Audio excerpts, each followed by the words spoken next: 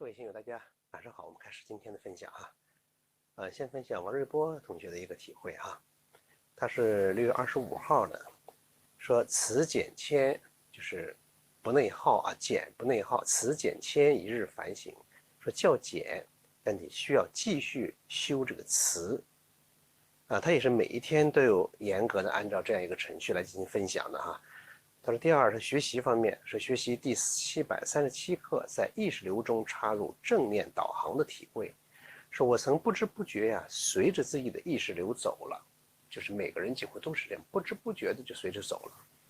说有时不知不觉随着别人的意识流走了，别人说什么跟着别人走了，这是生活中我们绝大多数人的常态。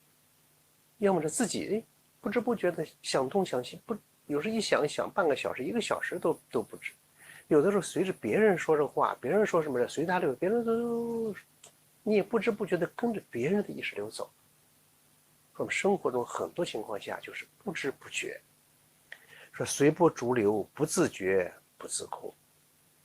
随波逐流，不自觉不自控，就是我们自己本有的那个灵敏那个精气神，特别那个神不灵敏了，不灵敏，不知不觉。无觉知的像梦一样，正像做梦一样，一天一天这样过去。他说，比如吃饭快的惯性，头脑好想事儿的惯性，吃饭快，都不知不觉吃完饭了，头脑好想事儿，老想事儿。说一焦虑，生活中不管有没有事儿，有点小事就开始焦虑起来了。一焦虑的惯性，精神外散的惯性，有贪心等等等等。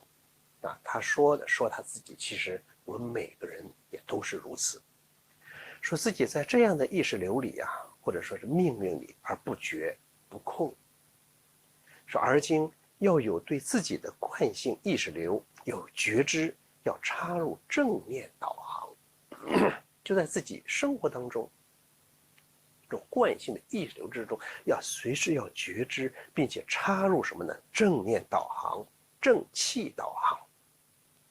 对向错误方向走的意识流要有觉知啊！比方说你不停地在焦虑，在生气，在恼怒，有时候你不知不觉进入那样一种状态里面，对这个你要有觉知，该止住向错误方向走的惯性，一定要止住，一定要止住。有一些不好的习性啊，一些惯性，你不知不要把它止住。不是说不能改的，不是说不能止的，只是你会纵容自己的惯性。就是每个人不能够纵容自己内在那种惯性，纵容自己的脾气，纵容自己的贪心。你越纵容自己了，那个惯性得到你的纵容，得到你的允许，它就变得越猖狂，越有力量。以后你就很难，就比较难去控制它。说你发自内心不纵容它，要止就止住它。就这样呢，才能改变自己的命运。我的生命呢，我做主，在自己的意识流中植入正念啊，正气导航，导向什么呢？导向真善美啊，导向真善美。下面讲日改一错，日改错误的脾气秉性方面改错方面的，说有时呢说话还急躁啊，应修那个慈悲呀。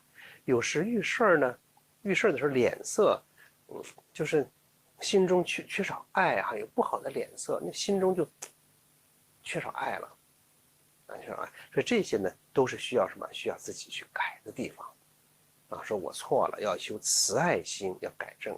说日行一善呢，捡垃圾呀，净己心。说早晚学737课，在意识流中植入正念导航，随课锻炼，开心通肺15分钟，富贵婴儿15分钟，生活中保持爱的觉知1个小时。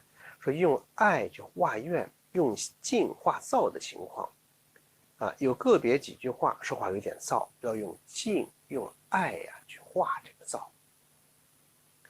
说修行有时候并不是说发生很大的事儿才去修，就是生活中这些小事上，小事不停的去修，去磨练自己这颗心，净化自己这颗心，逐渐的，就是有量变，这也是一个这样的过程啊，有时候量变到质变的过程。但是有的时候，有的人可能一下子，发生很大的变化，而绝大多数人需要一点一点变，你不知不觉攒着，你突然就发现，哎，好像自己跟过去的自己不一样了，就我和过去那个我，好像变了，啊，变，你变的什么呢？哎，你就会觉得现在这个我你很舒服，你喜欢它，有的时候甚至会有种什么感觉呢？一段时间之后，哎，你再和以前的那些朋友们相聚的时候，你会发现你和那些朋友也变得不一样了，变得不一样。过去在一块聊得很嗨的所谓的那样的时候，你突然发现觉得，哎，好像和那种情况有距离了，有距离，你就变得不一样了。并不是说我就跟他们就不是朋友了，不是这样。你会发现你和你现在朋友的那个层次或者境界啊不同了。那这是逐渐，我相信很多人都会有的这样的一些感悟啊。好了，我们现在说我们今天要分享这个内容啊，今天分享其实很简单啊，也还是锻炼过程中的一些具体的体验。锻炼的时候，大家说题目讲的是提心吊胆、牵肠挂肚，还是五脏安稳、六腑和谐？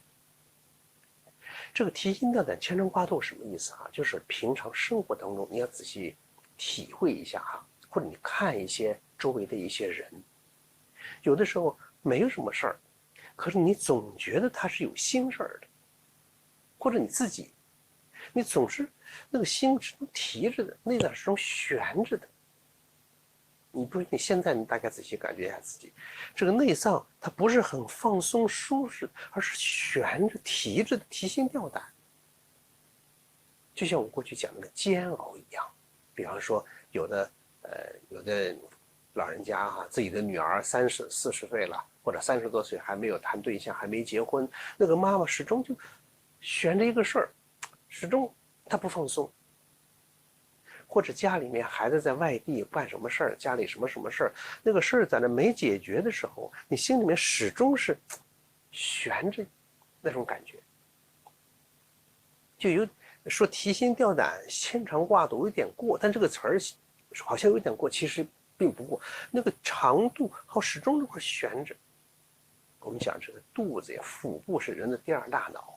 你心里有事之后，你表现在肚子里；一有事之后，你吃不下饭了。甚至有人一有事一着急就拉肚子了。就是那个情绪、思考等等和肚子是很有关系的。以后我们再分享这些内容啊。就是你往这站桩也是，你往一站，看起来好像你的胳膊肌肉放松了，腿放松，躯干放松了，但是很多人的内脏没有放松。有一次我问过很多在一起锻炼线下一起锻炼的时候，我让大家体会，几乎每个人都觉得，哎呀，真的这个内脏没有真正的放松，是揪紧的。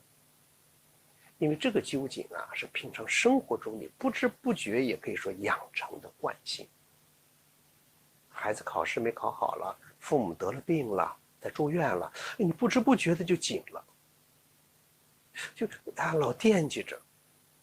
家里有什么事还没有完，你总惦记着。哎，这个车该保养还没保养了，等等这些事儿，并不是说不好的事儿，就有些事儿你没解决之后，你心里面哎呀，老是有它，老是悬着。平常呢，你感觉不着，但是呢，越是感觉不着的这些提心吊胆、牵肠挂肚，但越是什么？它在不知不觉的消耗着我们的生命，或者叫内耗。不知不觉的内耗，这个事还没有发生，你就开始焦虑了。你一焦虑，身体里面一定那个内脏是悬着的。说你放心吧，你把心放肚子里，一放肚子里就不悬着了。但是很多人不放心，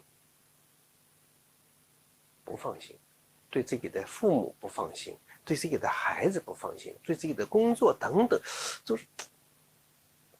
我希望我能表达清楚这种感觉啊，很多人都是这样的。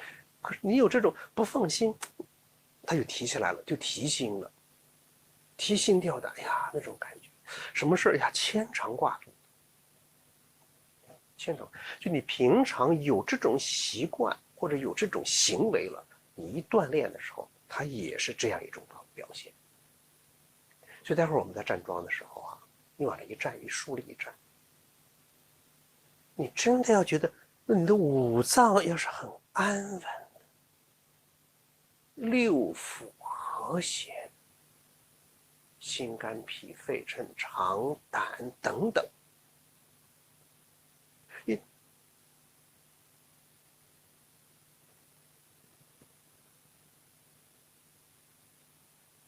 大肠小肠整个胸腔心包。所以今天要锻炼的就是我们要觉知，要真正放松到你的内脏里去。你形体，你的胳膊鸡腿再怎么放松，那还不够，一定要把你的内脏，要让自己的五脏安稳，这个六腑是和谐的。也可以说让五脏六腑各得其所，就在自己该待的地方很放松的待在那，而不是悬在那。你本来是一间大房子，这个房子端坐中间很舒服，可你非把它悬到房顶上去，就像人一样，你在屋子里很舒服，你非得抓到房顶，抓在那儿，脚悬空的，你就难受了。那个内脏老悬着的，它就消耗了，内耗。注意这个内耗是绝大多数人是对他没有觉知。生活中我们自己也是一样，平常你是没有觉知的，你没有，可是你又呀，我怎么内脏还悬着呢？大概现在你感觉一下自己是不是这样？你发现哎呦，或者是内脏揪紧的，它不是揪紧，是一放松，也是那个解松。一下解放开，你整个房子是很大的，你非得缩到一个角落里去，你也难受。所以，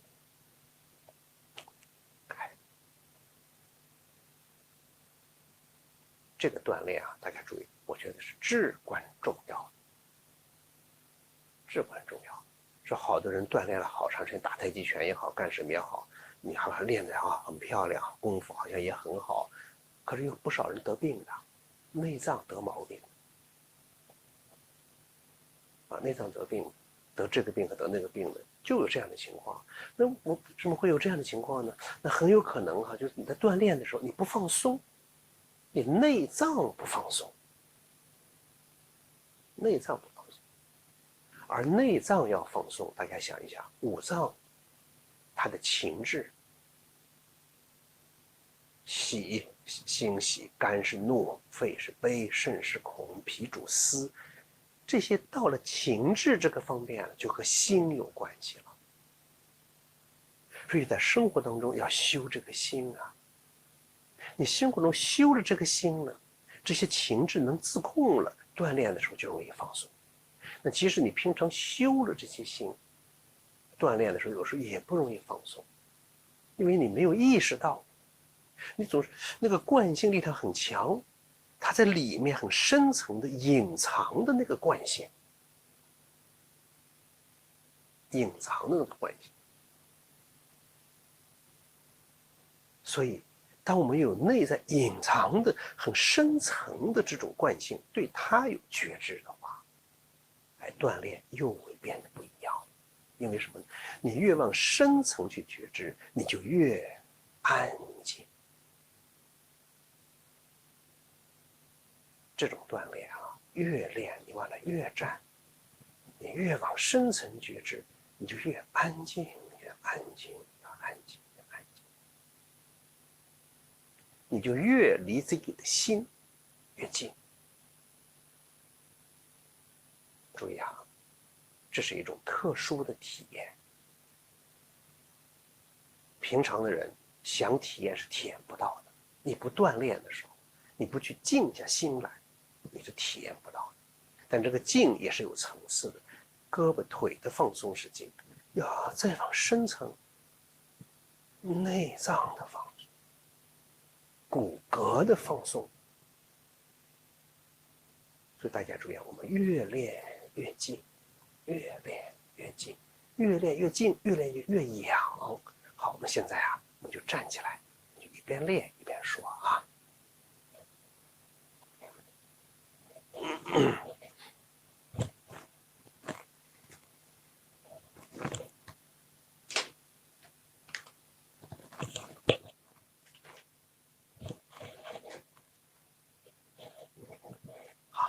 松。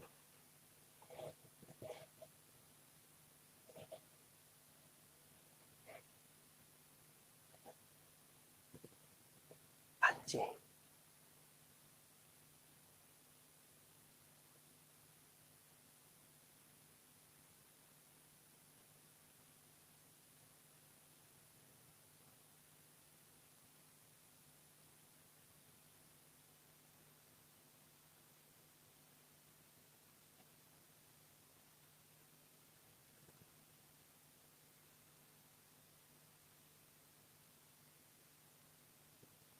站在这儿，你要想着，哎，那个心推心置腹到肚子里去。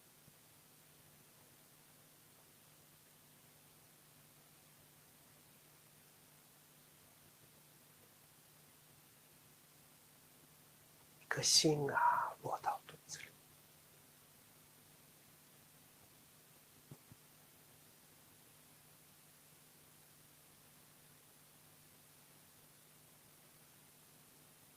百会向上虚旋，全身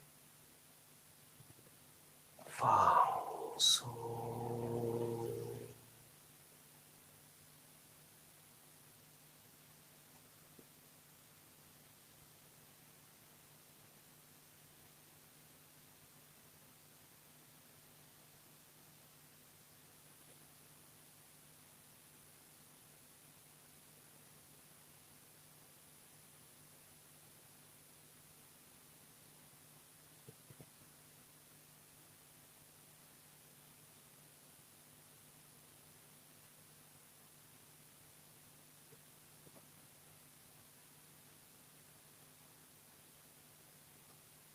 脚分开成后八字，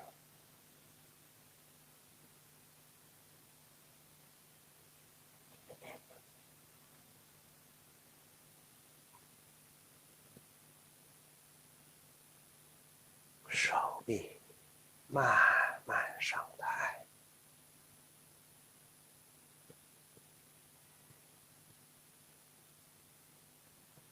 上次我们讲了，很干净，胳膊很干净，身体很干净，比那个空气还干净，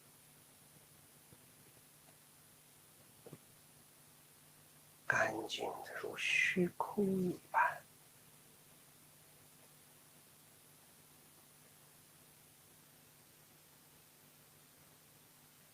身体跪下的，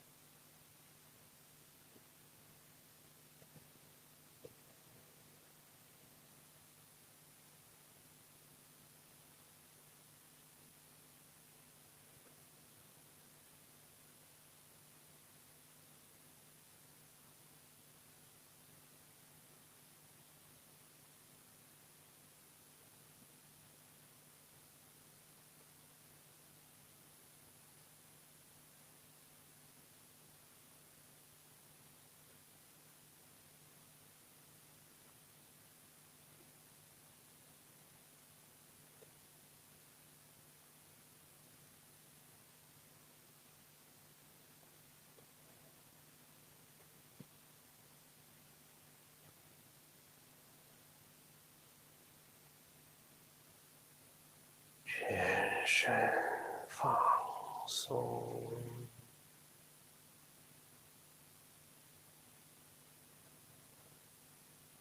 全身被解放了。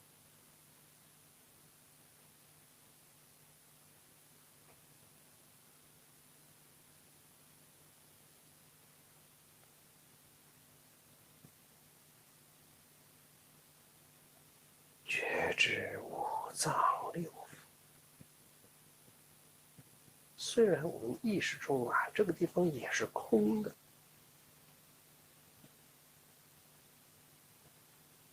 但是在这个空之中啊，去觉知五脏六腑。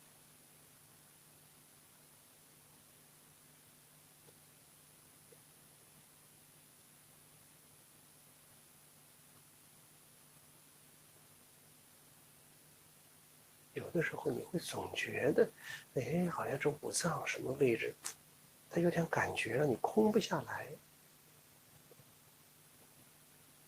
你会觉得心口这儿有点纠结，或者说肠子什么地方，哎，你就把它放松，让五脏安稳，六腑和谐。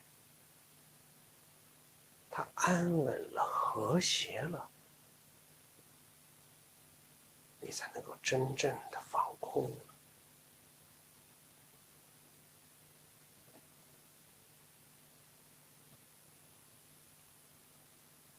就体会那个心口的地方有没有点往上提着，有没有点揪着。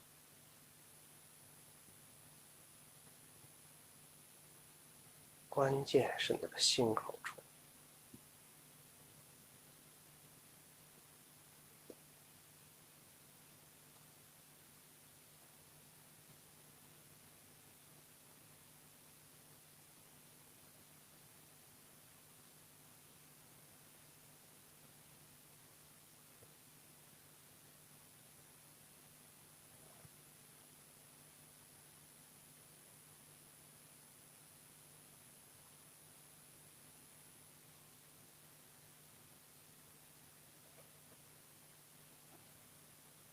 平常讲一个人说六神无主，他一定是有事他悬着那个五脏六腑。我们站在这儿呢，那种感觉好像六神有主。你心回到家了，你就安了。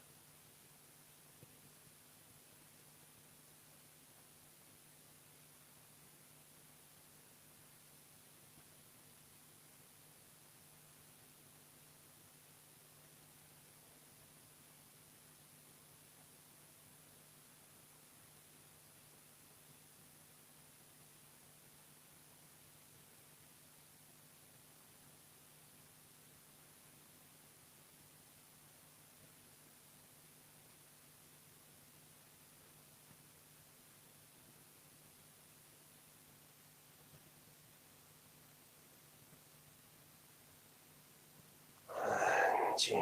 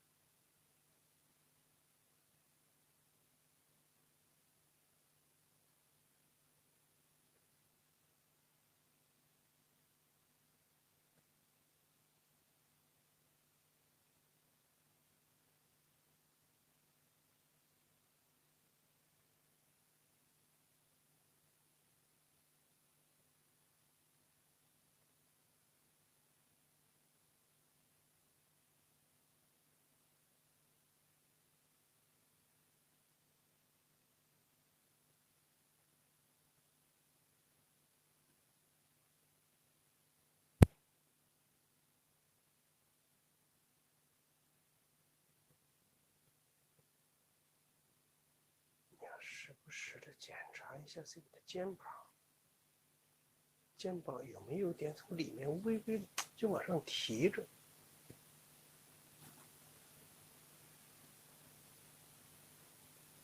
特别是生活中有责任的这些人呢，责任心很强，肩挑重担的，你不知不觉的肩膀是往上耸的，是往上提着。锻炼的时候放下，肩膀一往上提，心口一定往上揪，五脏六腑一定往上旋，是把肩膀呀沉下，松下。先把生活中的担子、工作中的担子放下来，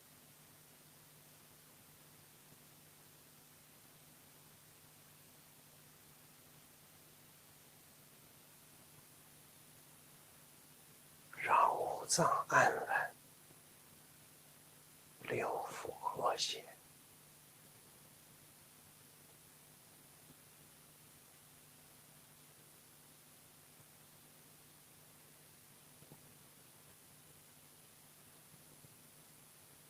肩膀放松啊，那个肩膀不是一味的往下沉，它是松掉了担子之后的那种舒适。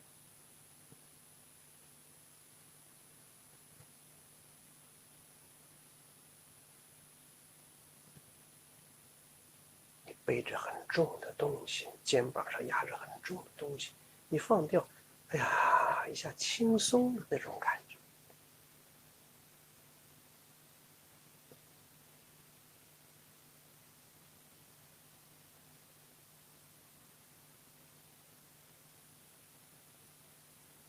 那个肩颈和涌泉呢是相通的，从肩颈到躯干到下肢到涌泉，是通畅的。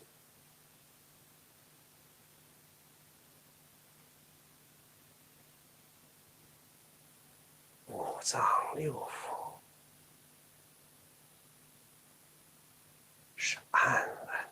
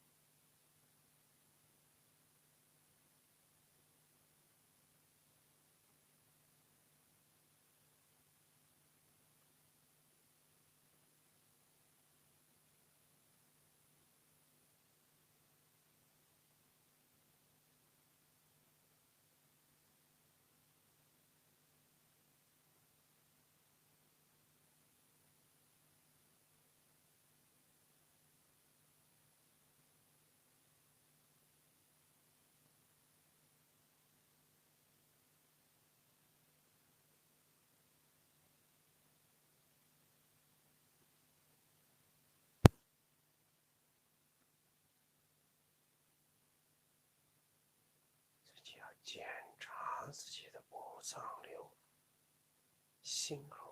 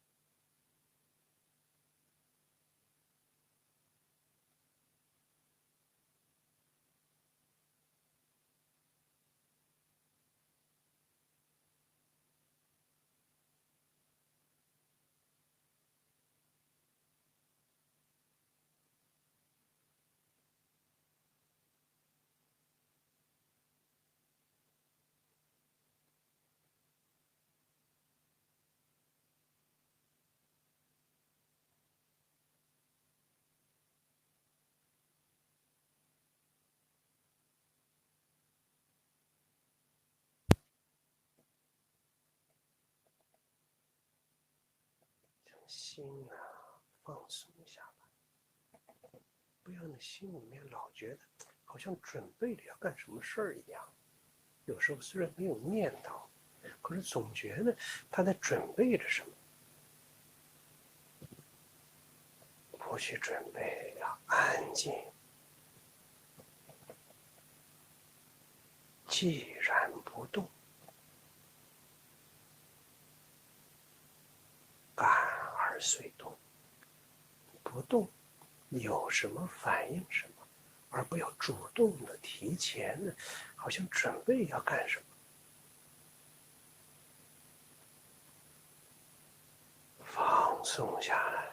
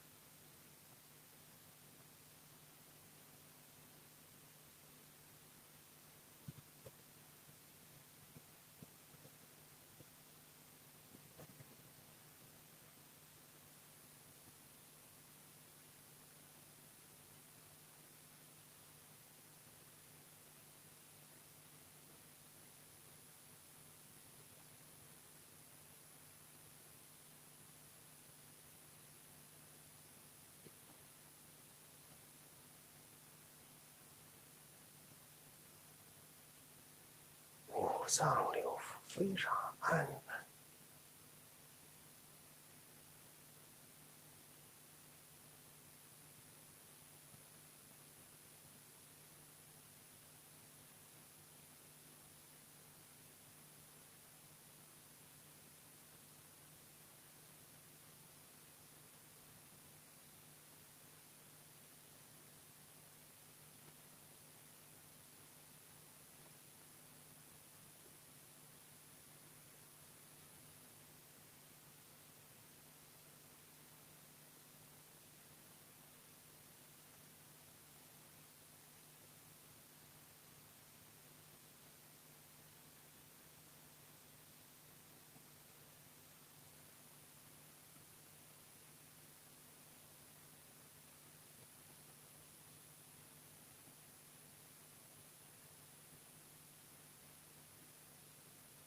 安静，百会上流，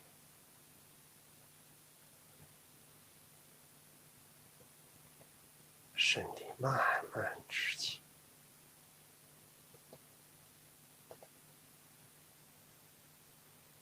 脚慢慢合拢，手缓缓下落，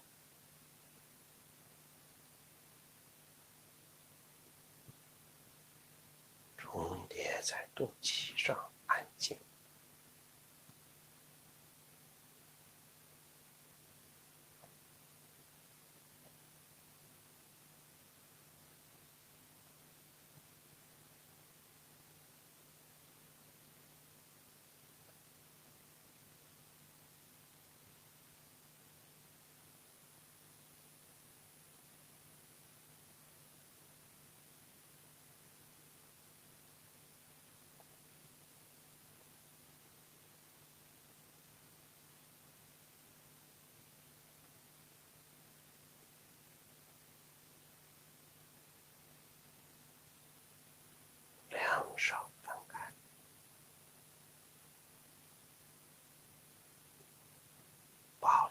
脏六腑全身的安静，敞开心胸，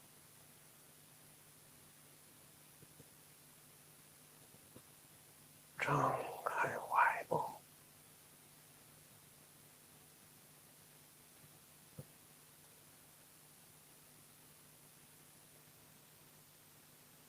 向上拉起，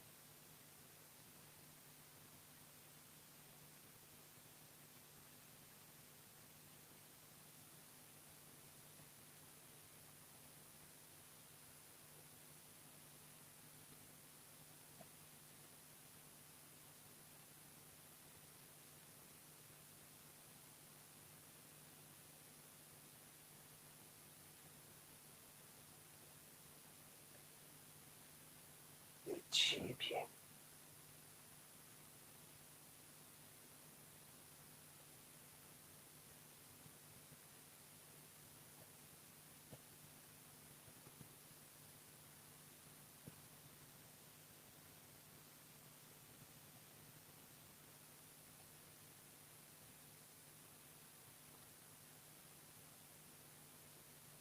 肩平，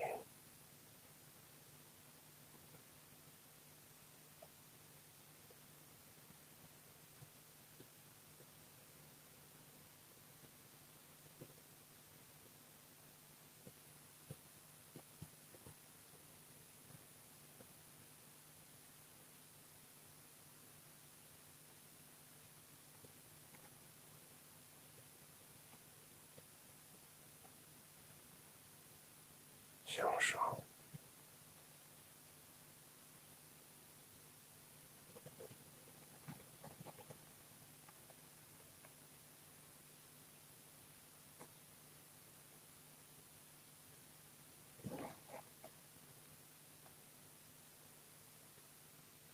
头顶上方，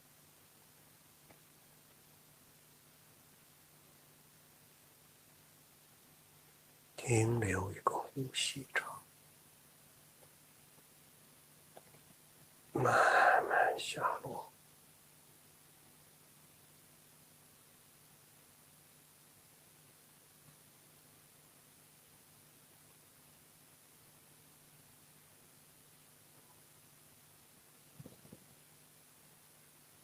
爱抚着自己的额头，爱抚大脑、头脑，爱抚面部，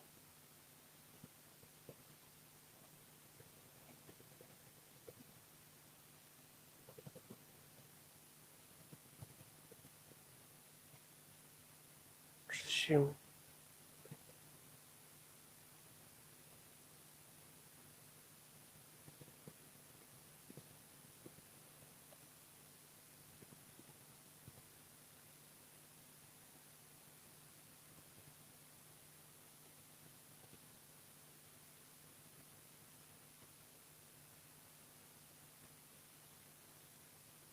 指腹，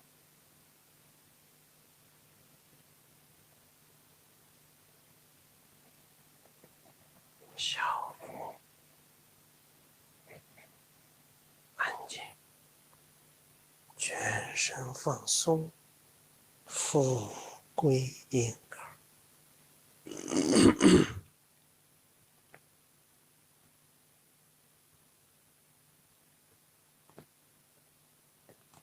两手敷于足面，安静，安静下上提，下上提，下上提，转掌，颈腿的后侧向上，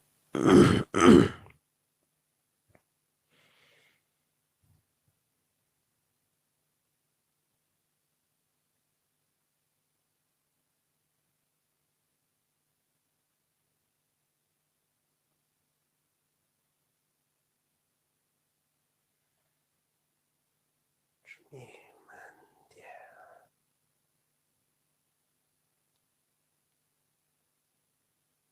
手向前，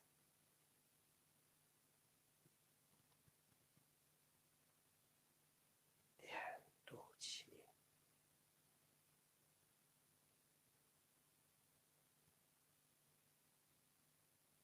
两手重叠在肚脐上。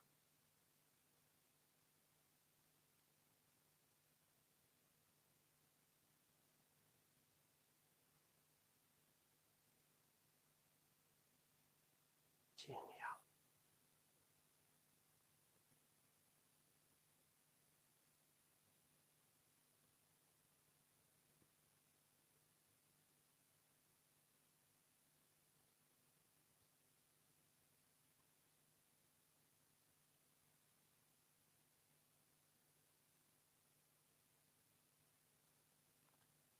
大家静坐，尽量。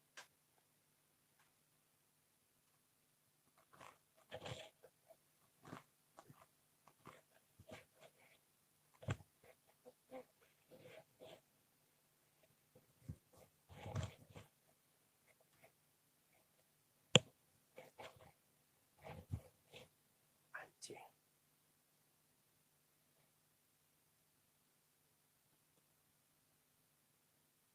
坐在这也是去觉知内脏。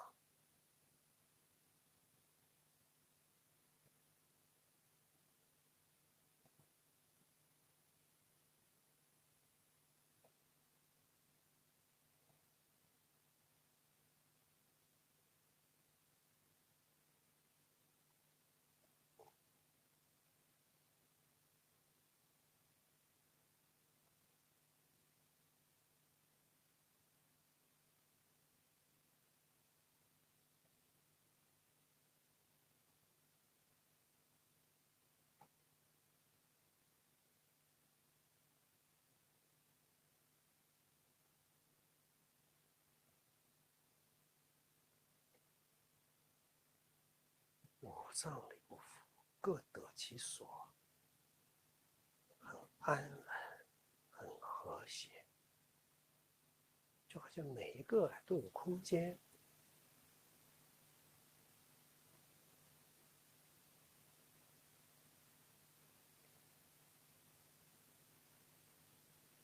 不拥挤，不拧巴，都很舒展放松。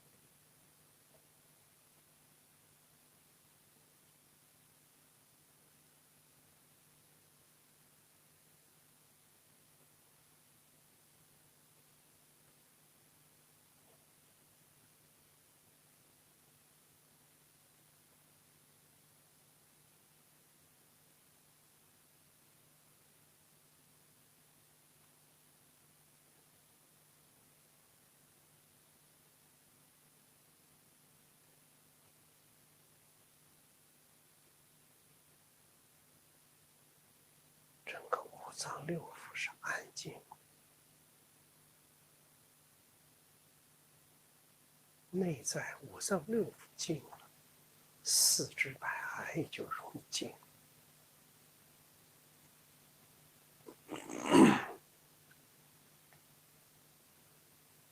今天分享这个内脏啊，就内脏五脏安稳，六腑和谐，那是一种感觉。就生活中，当你家里一个什么事儿，突然完成办得很好了，你会觉得，一下子放松了。你在外面漂泊很多年，要回到老家了，回到母亲的身边怀抱，一下子那种安稳的、安全的、舒适的。不需要任何防备的，也不需要任何伪装的，那么种状态。在锻炼的时候，你要体会着五脏的这个放松。在生活中呢，更是这样。有时候生活中你走路，你会觉得五脏悬着呢；跟别人说着话，你会觉得也悬着呢。只要认真的体会，一定能体会得到你在悬着呢。特别是当你跟人发脾气的时候，一发脾气，这五脏一定是悬着的，一定气儿往上冲。要是很纠结，一纠结内脏一定是纠结的。所以你要管脾气，有时候不太好管，是你经常去觉知这个内脏。我不发脾气，比方说我不跟你生气了，你还惦记着他，我跟他要生气，你还在那气，让我的肝儿，我在放松，你这个气儿往下一松，你自然就没有气了，没有那个怒气了。真的是大家可以试一试。就生活中遇到各种事儿的时候，你先别找外面，找内求。但内求于心呢，又不太容易。找自己，我错了，当然这个很好啊，有时候还不太容易。找自己的心不太好找，怎么办？找你的内脏。过去曾经讲过这一课，错没错问心窝。你一错了之后，你内脏一定是个错的表现。我错了，我的身体一定也跟着错，一定跟着错。所以要找我虚的那个我不好找，找什么？找我的身体，让我的身体变正确。我的身体变正确了，那个我就变正确了，我的情绪就变正确了，形神是相合的，是统一的。以后我们有机会再分享，具体再讲这个内容。今天主要是讲我们在锻炼的时候，松下来，过一会儿之后，不知不觉好像又提起来了，再松，又提起来了，我再松，你不知不觉那颗心落，心就跟着沉进去了。说其实内脏放松，其实讲的是心肺中丹田、下丹田，头脑也是内脏了，头脑松上丹田，整个3个丹田全是空松自在，但是干干净净。好，今天就分享到这儿，谢谢大家。